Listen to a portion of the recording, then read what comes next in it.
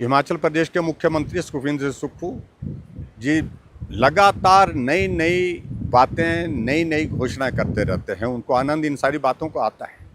हम इस बात से सहमत हैं, हिमाचल आर्थिक संकट के दौर में से गुजर रहा है, लेकिन अभी एक फरमान उन्होंने किया कि हिमाचल प्रदेश में अफसरों की संख्या हम कम करेंगे। अफसरों की संख्या कम करने के लिए उन्होंने कहा कि आईएएस अधिकारी भी कम करेंगे, आईपीएस अधिकारी भी कम करेंगे, आईएफएस अधिकारी भी कम करेंगे। और मैं उन सारी बातों को लेकर के मैं थोड़ा हैरान भी हूँ। और स्टेट के अधिकार क्षेत्र में कितनी चीज़ें उसमें से हैं, क्योंकि जो यूपीएससी की क्वालिफाई करे हुए अधिकारी आते हैं, उनकी अलॉटमेंट, उनको कैडर अलॉट होता है, और जो कैडर की अलॉटमेंट होती है उसके मुताबिक जो है उनका अलग अलग राज्यों में उनको पोस्टिंग दी जाती है।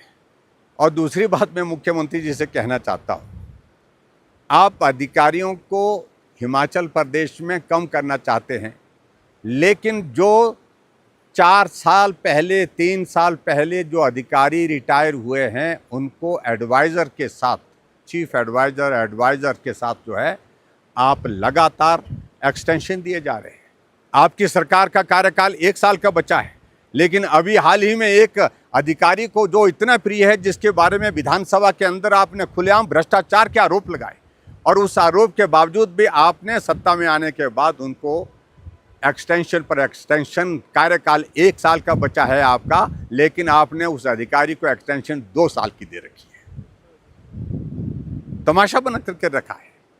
और एडवाइज़र कैबिनेट रैंक के साथ, और उनकी सैलरी, पर्क्स, आप अंदाज़ा लगाइए किस प्रकार से हिमाचल प्रदेश में, क्या वो खर्चा कम नहीं करना चाहिए? आवश्यकता तो ये है कि आप शुरुआत अपने वहाँ से करें। हिमाचल प्रदेश में सीपीएस 6 बनाए, कैबिनेट के दर्जे के साथ वो दंडनाते रहे। करोड़ों रुपए आपने सुप्रीम कोर्ट में उनके लिए, हाई कोर्ट में उनके लिए खर्च किए, फीस के रूप में वकीलों के लिए।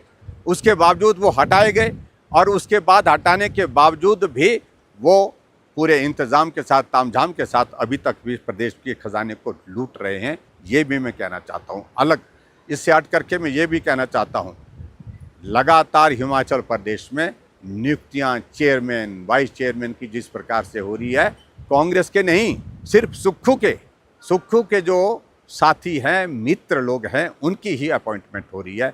तो इन सारी बातों को लेकर के मुख्यमंत्री जो खर्च कम करने की बात कर रहे हैं आप, वो अधिकारियों के कम करने से बेहतर होगा कि आप अपने खर्चों को कम करने की कोशिश करें। लगातार आप हिमाचल प्रदेश में मंत्रिमंडल की एक्सपेंशन की बातें करते हैं।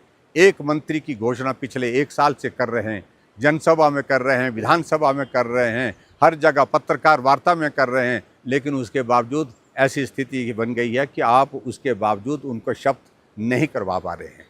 तो ऐसे में जगहंसाई मत करिए मुख्यमंत्री जी। इस प्रदेश का जो सत्यानाश जो है, जो नुकसान करना था, जो आपदा के कारण भी उतना नहीं हुआ, उससे ज़्यादा आपकी सरकार ने कर दिया।